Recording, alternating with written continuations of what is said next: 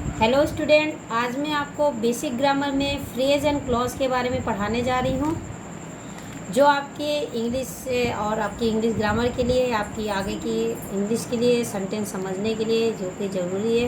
ये बच्चे अक्सर कंफ्यूज हो जाते हैं, फ्रेज किसे कहते हैं, क्लॉज किसे कहते हैं, इसे कैसे आइडेंटिफाई किया जाता है। तो आज हम इसी के बारे में पढ़ेंगे। देखते हैं। आज है योगा डे भी है, तो आप सभी को wish you very very happy international yoga day. Basic English grammar हम पढ़ने जा रहे हैं। जैसे कि हमने लास्ट क्लास में सेंटेंस के बारे में पढ़ा था, वही सेंटेंस अब कैसे सेंटेंस हमारे बड़े भी हो जाते हैं, बहुत कंजक्शन जोड़ जोड़ के उसे हम 2 से 3 सेंटेंस को ज्वाइन करके बड़ा सा सेंटेंस बनाते हैं। तो हम किस तरह फ्रेज और क्लॉज समझेंगे, आके देखते हैं। सेंटेंस की डेफिनेशन पहले समझ लीजिए, एक बार वापस से रिव्यू करते हैं। क्या होता है sentence? A group of words that make a complete sense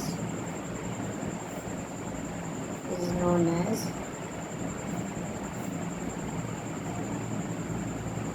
sentence. ठीक है, कंप्लीट से उसे हम सेंटेंस कहते हैं। एग्जाम्पल के लिए मैं यहाँ पे एक एग्जाम्पल दे रही हूँ आपको। I met him in the room when I came. ठीक है ना, व्हेन आई केम। मैंने लिखा I met him in the room, मैं उससे रूम में मिला जब मैं आया। ठीक है, ये एक सेंटेंस बनाया है। ये हमारा क्या कहलाया? सेंटेंस। अब हम फ्रेज एंड क्लॉज पढ़ने जा रहे हैं।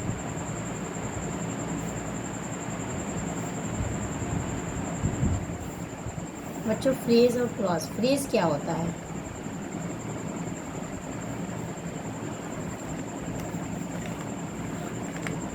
फ्रेज क्या होता है, फ्रेज के बारे में देखेंगे। जैसे कि ये हमारा सेंटेंस था। फ्रेज क्या होता है? अ group of word, a group of word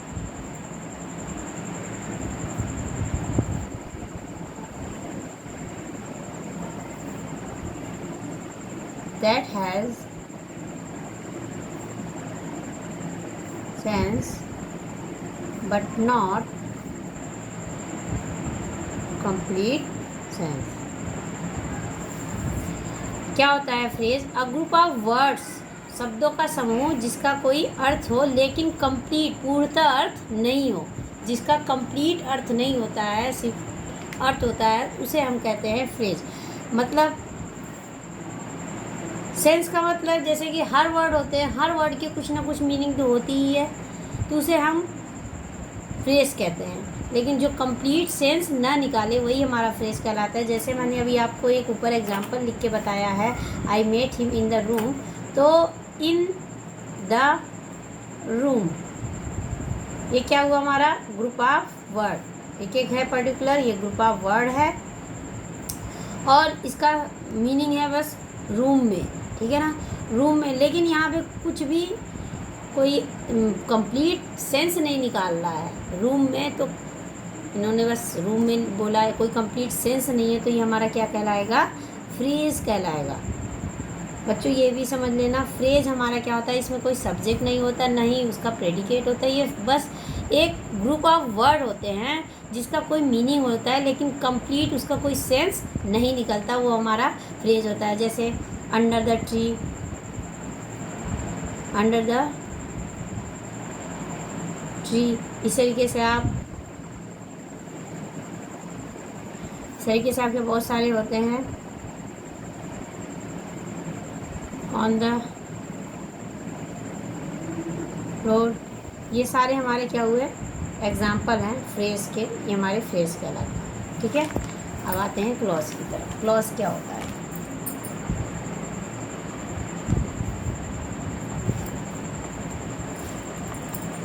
clause क्या होता है? क्लॉज भी हमारा क्या होता है? It is a group of word. It is a group of words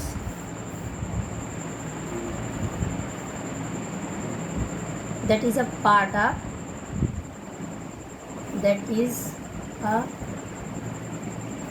of sentence and also has subject and predicate of its own. हमने sentence clause की डेफिनेशन लिखी है, देखेंगे. It is a group of word, ये भी क्या होता है, शब्दों का समूह होता है. That is a part of sentence, जो सेंटेंस का ही एक हिस्सा होता है. And also has subject and it's predicate of its own, और उसका खुद का सब्जेक्ट और खुद का उसमें प्रेडिकेट्स होता है. सब्जेक्ट और प्रेडिकेट आप तो समझ गए होंगे, मतलब ऐसा सेंटेंस जो सेंटेंस का ही हिस्सा हो, ऐसा ग्रुप ऑफ वर्ड जो सेंटेंस का ही हिस्सा हो और उसका खुद का सब्जेक्ट भी हो और उसका प्रेडिकेट हो, तो वो हमारे क्लॉज कहलाते हैं. क्लॉज एक मैं आपको नोट करके बता देती हूँ जानने के लिए. क्लॉज हमेशा कंजक्शन कैरी करता है, मतलब क्लॉज जो होता है वो कंजक्शन से ही स्टार्ट होता है. वैसे मोस्टली आपके 3 क्लॉज होते हैं, principal clause, coordinate clause and subordinate clause. Principal clause जो होता है वो तो प्रिंसिपल होता है, उसे किसी की ज़रूरत नहीं होती किसी भी कंजक्शन की. बट जो सबऑर्डिनेट क्लॉज होता है और जो कोऑर्डिनेट क्लॉज होता है उसे कंजक्शन की ज़रूरत होती है. तो मोस्टली जो क्लॉज होता है वो कंजक्शन से स्टार्ट होता है. Clause start with conjunction.